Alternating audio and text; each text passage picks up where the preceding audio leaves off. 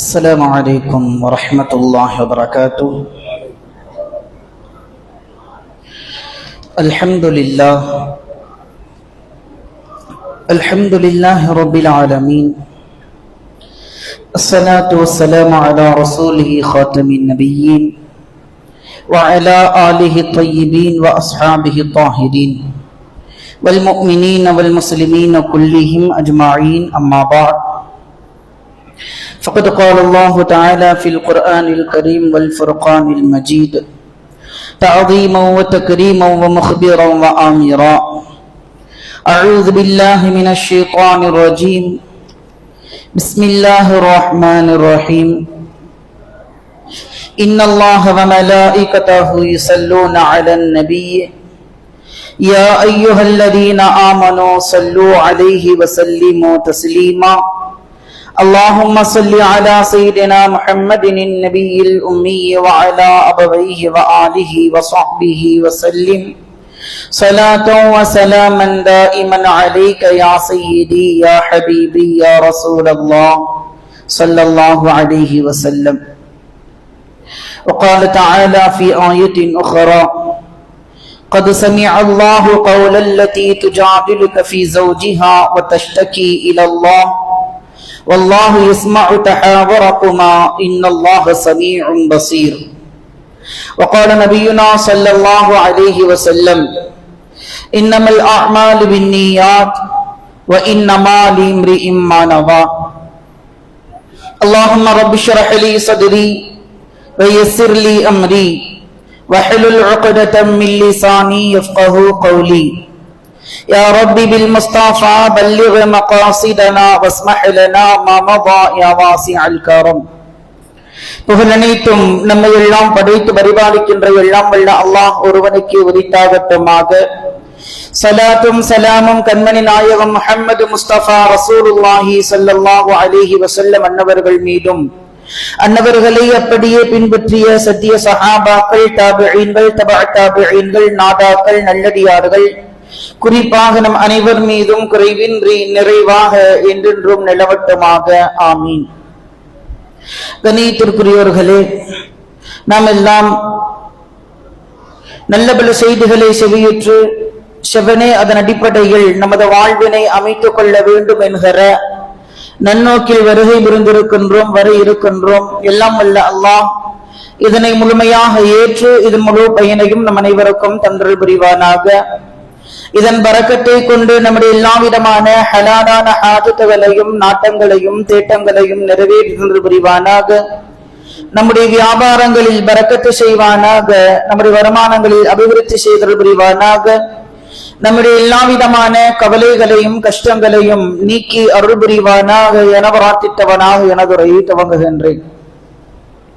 கண்ணியத்திற்குரியவர்களே, நாம் எல்லாம் ஜனநாயக கடமையை நிறைவேற்றி நல்ல ஆட்சியாளர் தமிழகத்திற்கு வர வேண்டும் என்கிற நல்ல துஆக்களோடு எதிர்பார்ப்போடு நாம் எல்லாம் இருந்து கொண்டிருக்கிறோம். எல்லாம் வல்ல அல்லாஹ் சிறந்த நல்லாட்சியாளரை நம் தமிழகத்திற்கு வல்லோன் அல்லாஹ் கொடுத்து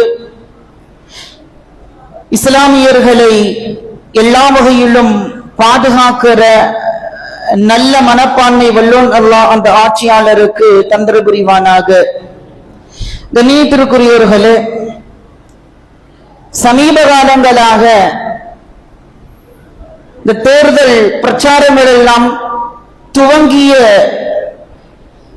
காலங்களில் அல்லது அதற்கு முன்பான காலங்களில் தற்போது வரைக்கும் பெண்களினுடைய மோகம் அதிகமாக சினிமா துறையின் மீது இருப்பதை நாம் பார்த்து வருகிறோம். இது பற்றிய தகவல்கள் எல்லாம் முன்பே பேசப்பட்டிருக்க வேண்டும். ஆனால் சூழ்நிலை கருதி அப்பொழுது அதனை பேசாமல் தற்பொழுது பேசியே ஆக வேண்டும் என்கிற ஒரு கட்டாய நிலையை உருவாகி இருப்பதினால் இன்றைய ஜும்ஆ அது பற்றிய பேச வேண்டிய ஒரு நிலை. மாற்றுவோம் மாடர்ன் மாடரை என்கிற ஒரு மைய கருத்தை கொண்டு இந்த வார ஜும்ஆ தலைப்பு அமைந்திருக்கும் இன்ஷா அல்லாஹ். கண்ணியத்திற்குரியவர்களே, சில தினங்களுக்கு முன்பாக நாம் எல்லாம் ஊடகங்களில் செய்திகளில் எல்லாம் 50 வயதை கடந்த ஒரு முதிர்ந்த பெண் ஹிஜாப் அணிந்து புர்கா அணிந்து தமது மகளோடு அல்லது மருமகளோடு, அது மகளா மருமகளான்னு தெரியல, ஆனா உறவினர், சினிமா தியேட்டருக்கு வெளியே வந்து ஜும்ஆவுடைய நாளில் படம் ரிலீஸ் ஆகி முதல் காட்சியாக அங்கு பார்க்கப்பட்டு படம் எப்படி இருந்துச்சு அப்படின்னு ரிவ்யூ கேட்கிறாங்க. அல்லாஹு அக்பர், நல்லா இருந்துச்சுன்னு சொல்லிட்டு போயிருந்தா பிரச்சனை இல்லை. சொன்ன வார்த்தை என்ன தெரியுமா? படம் மிக சிறப்பாக இருந்தது. இன்று ஜும்ஆவுடைய நாளில் ஜும்ஆவுடைய கடமைகள் எல்லாம் நான் நிறைவேற்றாமல், ஜும்ஆவிற்கான சிறப்பு தொழுகைகளை எல்லாம் நான் தொழாமல் இந்த படத்தை நான் பார்க்க வந்தேன். ரொம்ப சிறப்பா இருந்துச்சு.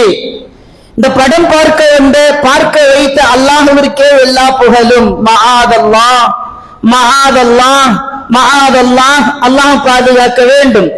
செய்தது ஒரு குற்றம், ஒரு பாவம் என்பதை கூட புரியாத ஒரு பெண் தான் செய்த அந்த பாவத்திற்கு அல்லாஹ்விற்கு நன்றி செலுத்துகிற ஒரு பெண்.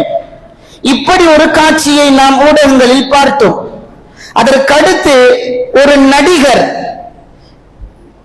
தேர்தலில் களம் காண்கிறார். அவரை பார்ப்பதற்காக கூட்டங்கள் கூடுகிறது. அந்த சமயத்தில் ஹிஜாப் அணிந்து ஒரு இஸ்லாமிய பெண் சொல்கிறாள், எனக்கு என் கணவரை விட எனக்கு எங்க அண்ணன் விஜயத்தான் பிடிக்கும் அப்படின்னு. அல்லாஹ் பாதுகாக்க வேண்டும். கணவரை ஓரம் கட்டிவிட்டு அடுத்தவனை தன் மனதிற்குள் வைத்து வாழுகிற ஒரு இஸ்லாமிய பெண்ணினுடைய காட்சியை நாம் ஊடகங்களில் பார்த்தோம்.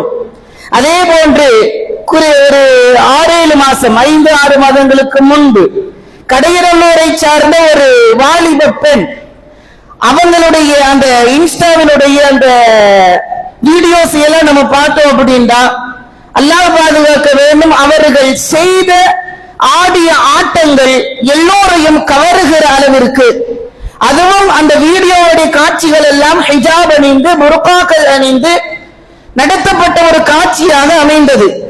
கண்ணியத்திற்குரியவர்களே, இது பற்றிய விழிப்புணர்வை இது தவறு என்று சுட்டிக்காட்டிய பொழுதும் கூட அந்த இளம் பெண் சொல்கிறாள், நான் செய்வது மட்டுமா தவறு, கடையநல்லூரில் எத்தனை குற்றங்கள் நடக்கிறது என்று ஒரு நீண்ட நெடிய பட்டியலை வெளியிட்டு அந்த பெண் தான் செய்தது குற்றம் அல்ல என்று தன் மீதுள்ள அந்த குற்றத்தை நான் செய்தது சரி என்று தன்னை ஒரு நிரபராதியாக காட்டுகிற ஒரு சூழல்.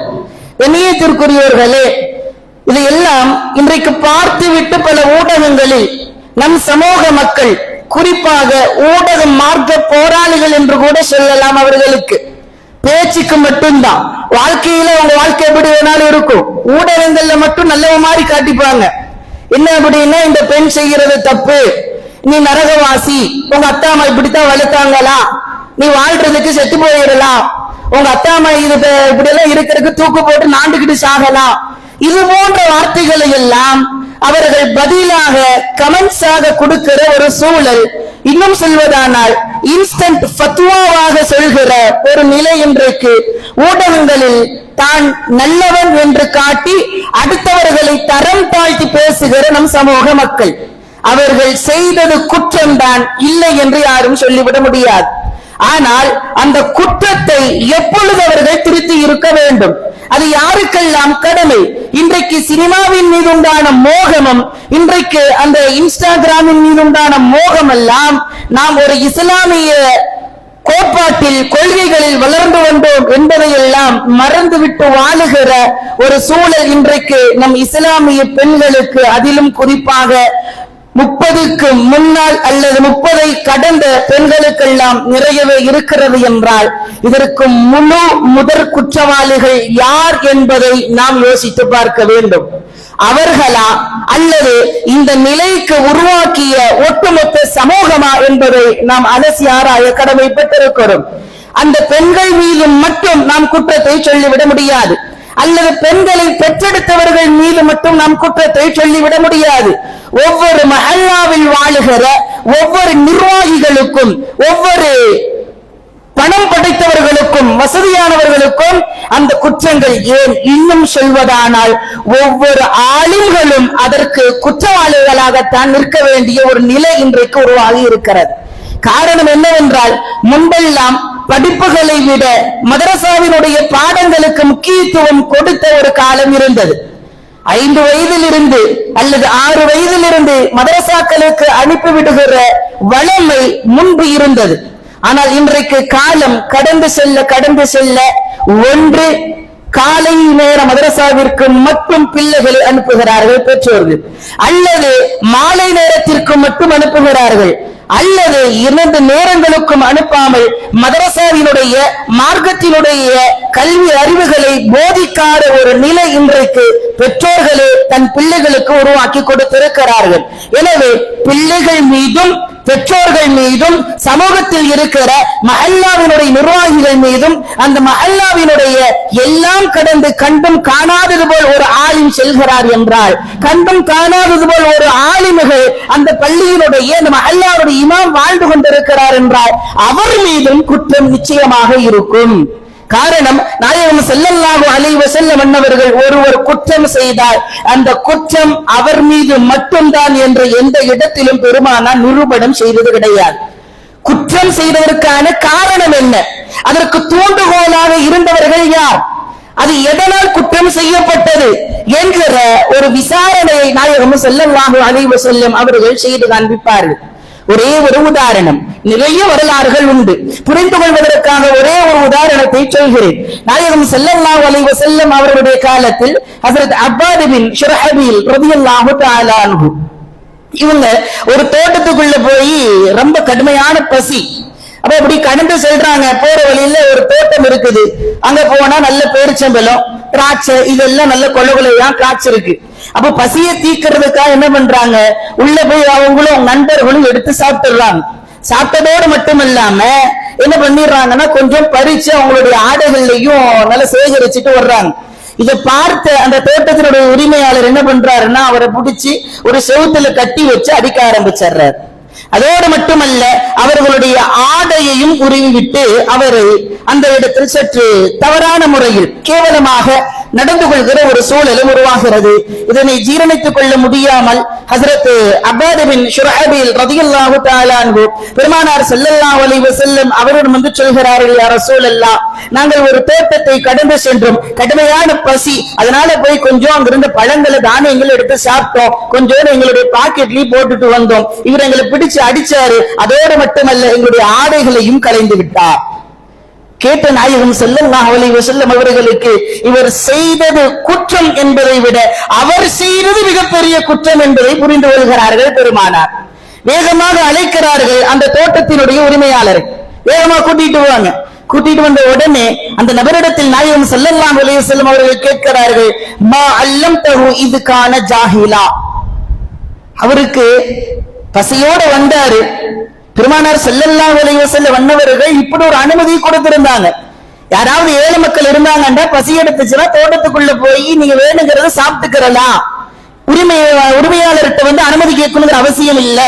யாராவது சாப்பிட்டாங்க அப்படின்னா நீங்க அவங்களை தண்டிக்கவும் கூடாதுங்கிற ஒரு சட்டத்தை பெருமானார் வைத்திருந்தார்கள். காரணம், காருண்யம் நிறைந்த நபி கண்மணி நாயகம் ஸல்லல்லாஹு அலைஹி வஸல்லம் அவர்கள் காலத்தில் யாரும் பசிபட்டினியோடு இருக்கக்கூடாது. இன்று வரைக்கும் அப்படித்தான் இருந்தாக வேண்டும் என்று பல சட்டங்கள் உருவாக்கப்பட்டது. ஆனால் நம்ம அதெல்லாம் மறந்துட்டோம். அது ஒரு புறம். ரசூலுல்லாஹி சொல்லி இருந்தனால என்ன அனுமதி கொடுத்திருந்தாங்க, நல்ல கவனிக்கணும். என்ன அனுமதி கொடுத்திருந்தாங்க, தோட்டத்துக்குள்ள போய் அனுமதி இல்லாம வேணுங்கிறது சாப்பிட்டுக்கிறலாம், ஆனா எடுத்துட்டு வரக்கூடாது. உங்களுக்கு பசிக்குதான் அங்க நல்லா சாப்பிட்டுக்கிறலாம், எடுத்துட்டு வந்துடக்கூடாது அப்படிங்கறது ரசூலுல்லாஹி சொல்லி இருந்தாங்க. அதனால ரசூலுல்லாஹ் அந்த தோட்டத்தினுடைய உரிமையாளத்தில் கேட்கிறார்கள், மா அல்லம்தஹு இது கான ஜாஹிலா. அவருக்கு ஒருவேளை இவருக்கு இந்த சட்டம், எந்த சட்டம், உள்ள போய் வேணுங்கிறது சாப்பிட்டுக்கிறலாம், ஆனா எடுத்துட்டு வரக்கூடாதுங்கிற அந்த தகவல் அவருக்கு தெரியாமல் இருந்தால் நீங்கள் அதை சொல்லி தந்திருக்க வேண்டாமா? ஏன் அடிச்சீங்க அப்படிங்கிறதுக்கான முதற் கேள்வி என்ன, அவர் எடுத்து வரக்கூடாது என்கிற சட்டம் அவருக்கு தெரியாமல் இருந்திருந்தால் அதை நீங்கள் சொல்லித்தானே தந்திருக்கணும். எதுக்கு தண்டிச்சீங்க? அதுக்கடுத்து ரசூலுல்லாஹ் மறுபடியும் கேட்கிறாங்க, ஒருவேளை அவர் பசியோடு இருந்திருந்தால் நீங்கள் உணவளித்திருக்க வேண்டாமா? உங்க பகுதியில தானே இருக்கிறாரு, அவர் பசியோடு இருக்கிறாருன்னு தெரிஞ்சா நீங்களா தூக்கி கொடுத்திருக்கணுமே. அல்லது அவர் சாப்பிட்டாருன்னு தெரியுது, எடுத்துட்டு வர்றாரு, இதெல்லாம் செய்யக்கூடாதுப்பா, வேணுங்கிற அளவு சாப்பிட்ட இல்ல, அதோட போயிடணும், நீங்க என்ன பண்ணிருக்கணும்? நான் சொன்னதை அவருக்கு சொல்லிக் கொடுத்திருக்க வேண்டும். அதை விட்டுட்டு நீங்க உங்களை தண்டிச்சீங்களா? அவர்களை நீங்கள் கேவலப்படுத்தினீர்களா, இழிவுபடுத்தினீர்களா என்று பெருமானார் ஸல்லல்லாஹு அலைஹி வஸல்லம் அவர்கள் கடிந்து கொண்டு சொல்கிறார்கள். சொல்றாங்க, உடனடியா அந்த டிரெஸ் நீங்க அவங்கள்ட்ட கொடுங்க அப்படின்னு சொன்ன உடனே அவங்க திரும்ப டிரெஸ் கொடுக்கிறாங்க. அதோடு மட்டுமல்ல, நாயகம் ஸல்லல்லாஹு அலைஹி வஸல்லம் அவர்கள் சொல்கிறார்கள், இவர்களுக்கு தேவையான ஒரு வஸ்க் அப்படிங்கிற இந்த படி, இந்த கிலோ, அந்த மாதிரி நபி ஸல்லல்லாஹு அலைஹி வஸல்லம் காலத்துல வஸ்க் அப்படிங்கிற ஒரு அளவு இருந்துச்சு. கிட்டத்தட்ட ஒரு 5 கிலோ பக்கம் இருக்கும்னு நினைக்கிறேன். அந்த அளவுக்கு நீங்க தானியங்களை கொடுங்க அப்படின்னு ரசூலுல்லாஹ் இந்த தோட்டத்தின் உரிமையாளருக்கு சொல்கிறார்கள் என்றால், கண்ணியத்திற்குரியவர்களே, குற்றம் ஒரு நபர் செய்கிறார் என்றால் அது குற்றம், அது தவறு என்று முதலில் அவருக்கு புரிய வைக்க வேண்டும். அதை விட்டுட்டு எடுத்த உடனே நீங்கள் விமர்சனம் செய்துவிடக் கூடாது, அவர்கள் மீது குற்றங்களை நீங்கள் சுமத்தி விடக் கூடாது, அவர்களை நீங்கள் இழிவுபடுத்தி விடக் கூடாது. அவங்களுக்கு தெரியலையா? தெரிய வைக்க வேண்டிய கடமை நம் சமூகத்தில் எல்லோருக்கும் இருக்கிறது என்பதை நாயகம் ஸல்லல்லாஹு அலைஹி வஸல்லம் அவர்கள் சொல்கிறார்கள். கண்ணியத்திற்குரியவர்களே, பெண்கள் தவறு செய்கிறார்கள் என்றால் அது குடும்பங்களிலாக இருந்தாலும் சரி, பெண்கள் மட்டுமல்ல யாராக இருந்தாலும் தவறு செய்கிறார்கள், குற்றம் இழைக்கிறார்கள் என்று இருந்தால் முதலில் அவர்களுக்கு அதற்கான பாடத்தை சொல்ல வேண்டும். கேட்கவில்லையா? எப்படி சொன்னால் அவர்கள் புரிந்து கொள்வார்களோ அந்த நிலைக்கு நாம் இறங்கி வர வேண்டும். அதையும் கேட்கலையா? அதுக்கு பிறகுதான் அவங்களை எப்படி திருத்துறது, கொஞ்சம் கண்டிப்போடா அல்லது தண்டனையோடா என்பதை அதற்கு அடுத்த கட்டமாக செல்ல வேண்டும். எடுத்த உடனே நான் நல்லவனை போன்று தன்னை காட்டிக்கொண்டு பிறரை இழிவுபடுத்தக் கூடாது, விமர்சனங்கள் செய்யக்கூடாது என்று நாயகம் ஸல்லல்லாஹு அலைஹி வஸல்லம் அவர்கள் இந்த வரலாற்று நிகழ்வின் மூலமாக நமக்கு சொல்லி காண்பிக்கிறார்கள். ஆக கண்ணியத்திற்குரியவர்களே, இது போன்ற நிகழ்வுகள் பெண்கள் இன்றைக்கு நாம் ஒரு பட்டியல் 3 பட்டியல் குறைஞ்சபட்சமா கொடுத்தோம். இன்னும் நிறைய இருக்கு. இந்த பெண்கள் எல்லாம் தவறு செய்கிறார் என்றால் சமூக பொறுப்பில் இருக்கின்ற நாம் இன்றைக்கெல்லாம் நம்ம ஃபேமிலி நடந்தாலும் நம்ம கண்டுக்கிறது இல்ல. அவர் எங்க போய் சமூகத்துல பாக்குறது இல்லையா? ஹஜ்ரத் எங்க வீட்டிலேயே கேட்க மாட்டாங்க, நீங்க அடுத்தவங்க வீட்டுக்கு நம்ம எப்படி போய் சொல்றது? பெருமானார் ஸல்லல்லாஹு அலைஹி வஸல்லம் அவர்களுக்கு அல்லாஹ் சொன்ன கட்டளை என்ன தெரியுமா? இன்னமா அலைக்கல் பலாக். நபியே, நீங்கள் தகவலை அவங்கள்ட்ட பாஸ் பண்ணிரு, இன்ஃபர்மேஷன் கொடுத்துருங்க. கேட்கிறாங்க, கேட்கல, ஃபாலோ பண்றாங்க, பண்ணல, அது அவர்களுக்கும் அல்லாஹுக்கும் மத்தியில் உண்டானது. ஆனா எதையுமே சொல்லாம கண்டும் காணாதது போல் சொல்கிறோம் என்றால் இன்றைக்கெல்லாம் நிறைய உலமாக்கள் சத்தியத்தை எடுத்து சொல்வதற்கு தயங்குகிறார்கள், பயப்படுகிறார்கள். காரணம் என்ன அப்படின்னா, ஹராம பத்தி பேசிட்டா, ஹலால பத்தி பேசிட்டா, அந்த சபையில அல்லது நிர்வாகத்தில அல்லது மஹல்லாவில யாராவது அந்த குற்றங்களை செய்து கொண்டிருந்தால் அவர் தன் மீது காழ்ப்புணர்ச்சியோடு நடந்து கொண்டு தன்னுடைய வருமானத்திற்கு அது பாதிப்பை ஏற்படுத்துமோ என்கிற நிலையில் நிறைய நபர்கள் நடந்து கொண்டார்கள். அதனால சத்தியத்தை சொல்றதுக்கெல்லாம் பயப்படுறாங்க. ஆதம் அலைஹிஸ்ஸலாம் வரலாறு, மூசா அலைஹிஸ்ஸலாம் வரலாறு, ஈசா அலைஹிஸ்ஸலாம் வரலாறு, அதோட முடிச்சுக்கிட்டு போயிடுறாங்க.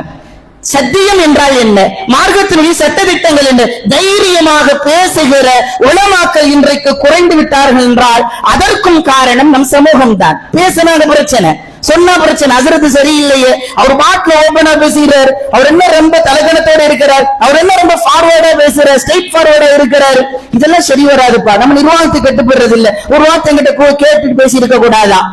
அவர் பேசியது உண்மைதானே, அவர் பேசியது சத்தியம் தானே, அது குர்ஆனில் இருந்து தானே பேசி இருக்கிறார், ஹதீஸில் இருந்து தானே பேசி இருக்கிறார், கிதாபுகளின் வாயிலாகத்தானே பேசி இருக்கிறார். அவர் அதற்காகத்தானே நியமிக்கப்பட்டிருக்கிறார், அதற்காகத்தானே 7 ஆண்டு காலம் 10 ஆண்டு காலம் அதனையும் கடந்து ஓடி வந்திருக்கிறார். இவர் சொல்லவில்லை என்றால் நம் சமூகத்திற்கு இந்த தகவலை யார் எடுத்து வைப்பது என்று ஒரு நபர், நிர்வாகத்தில் இருப்பவர்கள், பதவியில் இருப்பவர்கள், யார் வாய்ஸ் இருக்குமோ அவங்க சொன்னாங்கண்டா அந்த இடத்துல சலசலப்பு ஏற்படாமல் இருந்துவிடும்.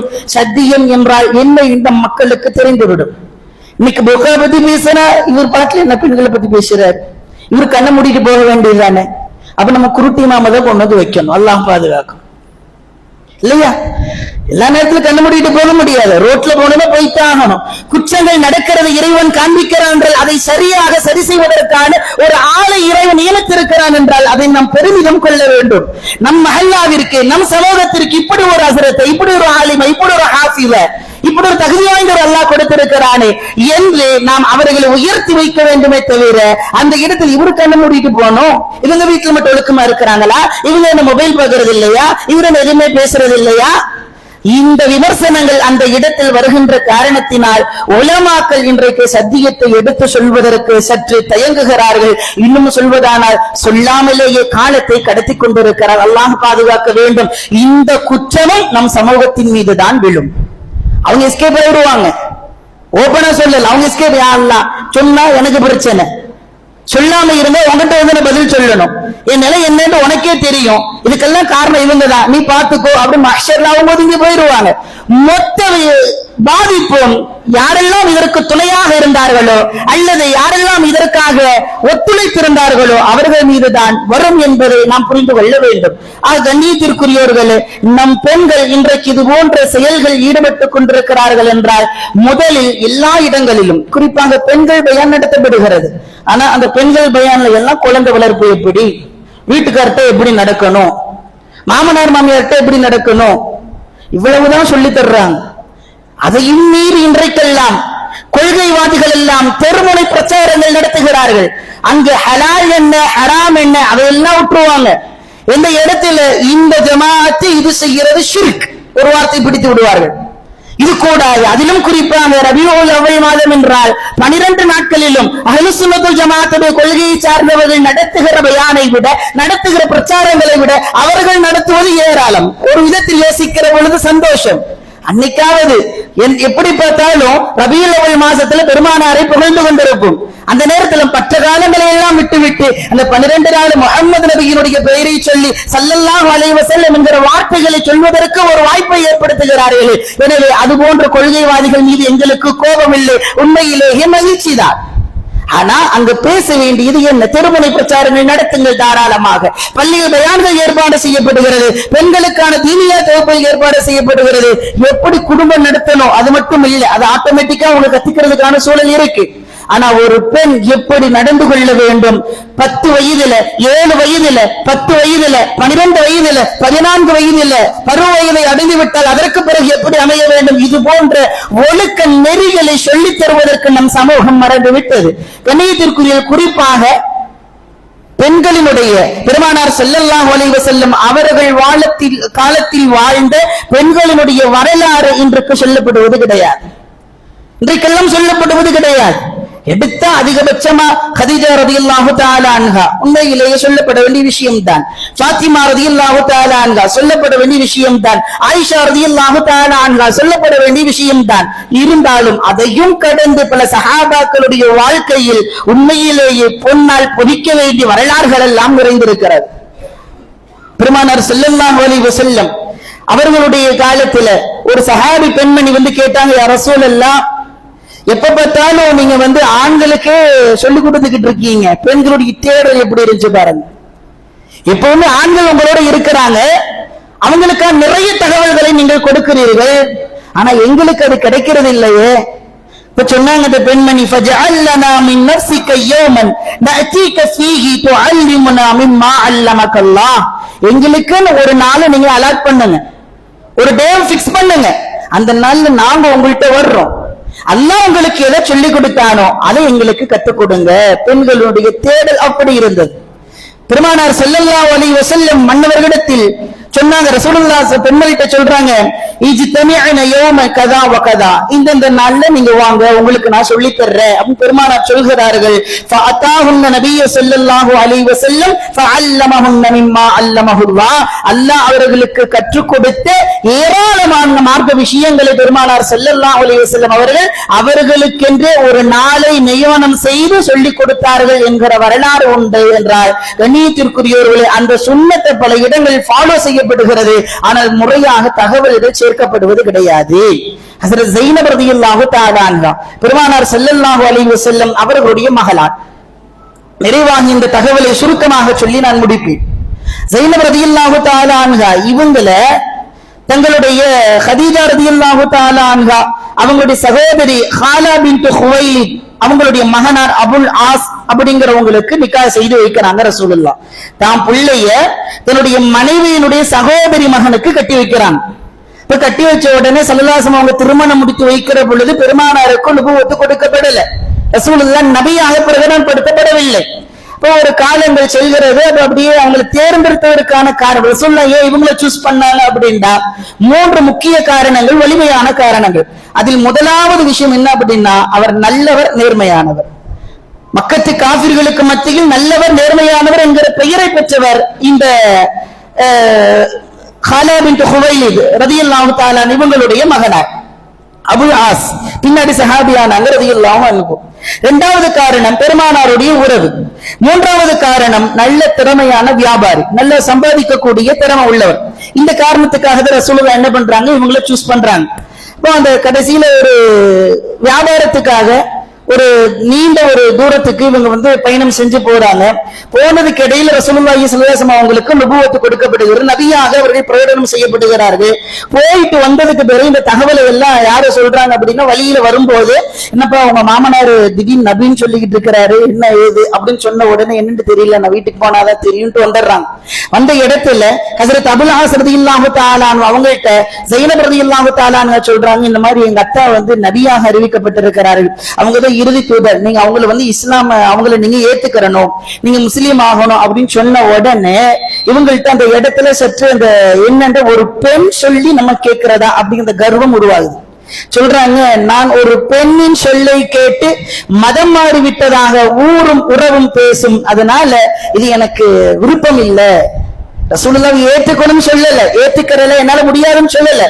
நோக்கம் என்ன, ஒரு பெண் சொல்லி நான் கேட்பதா, இதுதான் விஷயம். அந்த இடத்துல ஈகோ. ரசூலுல்லாஹ் அவங்க அவாய்ட் பண்ணல, அதனாலதான் அல்லாஹ் இஸ்லாத்தை கொடுத்தான் அப்படிங்கிறது ஒரு வரலாறு. இப்ப இந்த இடத்துல சரி நீங்க அப்படியே இருந்துருங்க அப்படின்னு சொல்லி இவங்களும் சைலண்டா விட்டுறாங்க. அந்த சமயத்துல திருமணத்தினுடைய சட்டங்களும் பெருமானார் ஸல்லல்லாஹு அலைஹி வஸல்லம் அவங்களுக்கு இறக்கப்படவில்லை. அப்ப இவங்க காஃபிரா தான் இருக்கிறாங்க. ஸைனப் அம்மாவும் என்ன பண்றாங்கன்னா அவங்களோட வாழ்ந்துகிட்டு தான் இருக்கிறாங்க. திடீர்னு மக்கா அவங்க மதீனாவுக்கு ஹிஜ்ரத் செஞ்சு போகணும் அப்படின்னு சொன்ன உடனே அத்தா கிட்ட ஸைனப் அம்மா கேக்குறாங்க, அத்தா இந்த மாதிரி என் கணவர் இருக்கிறாரு, நான் அவரை விட்டுட்டு வந்துடட்டுமா? அல்லாஹ் அக்பர், ஈமான் எப்படி இருக்கு பாருங்க. அவர் வரமாட்டாரு, நான் விட்டுட்டு வந்துடட்டுமா அப்படின்னு கேட்ட உடனே சொல்றாங்க, இல்ல இல்ல நீங்க அவங்களோடவே இருங்க, நாங்க போயிட்டு வர்றோம், நல்லதானே பாத்துக்கிறாரு, ஒன்னும் பிரச்சனை இல்ல, நீங்க அவங்களோட இருங்க, நாங்க போகிறோம் அப்படின்னு ரசூலுல்லாஹி ஸல்லல்லாஹு அலைஹி வஸல்லம் என்ன பண்றாங்கன்னா அங்க வந்துடுறாங்க. ரெண்டாவது அந்த கேப் இடைப்பட்ட காலத்துல இவங்க 2 பேருக்கும் 2 பெண் குழந்தைகள் பிறக்கிறது. அது ஹிஜ்ரி 2ஆம் ஆண்டு பத்ர் யுத்தம் நடைபெறுகிறது. அந்த யுத்தத்துல எதிரிப்படையில இந்த அபுல் ஆஸ் அப்படிங்கிறவங்க இருக்கிறாங்க, கைதிகளாக பிடிக்கப்படுகிறார்கள். எல்லோருக்கும் அபராத தொகையை வாங்கிவிட்டு பிணை கைதிகளாக வைக்கப்பட்டு பிணையை பெற்று விட்டு மீண்டும் திரும்ப விடுறாங்க. சில பேர் உங்கள்கிட்ட ஒண்ணுமே இல்லையா, இங்க இருக்கக்கூடிய சஹாபிகளுக்கு கல்வி ஞானத்தை போதிச்சுட்டு நீங்க போய்க்கலாம் சொல்றாங்க. ரெண்டுமே இல்லைன்னா கைதிகளாகத்தான் இருக்கணும். இந்த தகவல் யாருக்கு கிடைக்கும்? ஸைனப் அம்மா கிடைக்குது. அவங்களுடைய அந்த நகையை என்ன பண்றாங்கன்னா கலட்டி இதை போய் எங்க அத்தாட்ட கொடுத்து என்னுடைய கணவரை கூட்டிட்டு வாங்க அப்படின்னு சொல்லி அந்த நகையை கொண்டு கொடுக்கப்படுகிறது. பெருமானார் ஸல்லல்லாஹு அலைஹி வஸல்லம் அவர்கள் பார்த்தவுடன் அவர்கள் மனம் இலகி விடுகிறார்கள். உடனே என்ன பண்றது, நகையை வாங்குறதா இவங்களை விடுறதா சும்மா விடுறதா ஒண்ணுமே தெரியல. என்னதான் இருந்தாலும் பெருமானார் ஸல்லல்லாஹு அலைஹி வஸல்லம் அவர்கள் எல்லோருக்கும் கருணை காட்டுபவர்கள். இந்த இடத்துல தம் மகளோட நகன் தெரிஞ்ச உடனே அப்படியே சைலண்டா இருக்கிறாங்க. அதற்கு அடுத்து மக்களை எல்லாம் பார்த்து கேட்கிறார்கள், இன் ரஅய்தும் அன் துத்லிகு லஹா அஸீரஹா வ தரது அலைஹி அல்லதி லஹா.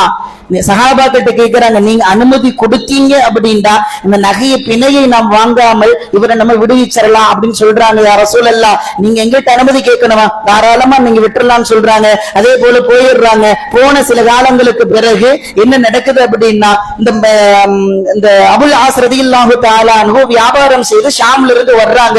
நிறைய பொருளாதாரங்களை கொண்டு வருகிறார்கள். இதனால் பாதிப்பு ஏற்படும் என்று சஹாபாக்கள் அந்த பொருளாதாரங்களை எல்லாம் சிறைபிடித்து விடுகிறார்கள். இவங்க தப்பி என்ன பண்ணிடுறாங்கன்னா மக்காவுக்கு ஓடிடுறாங்க.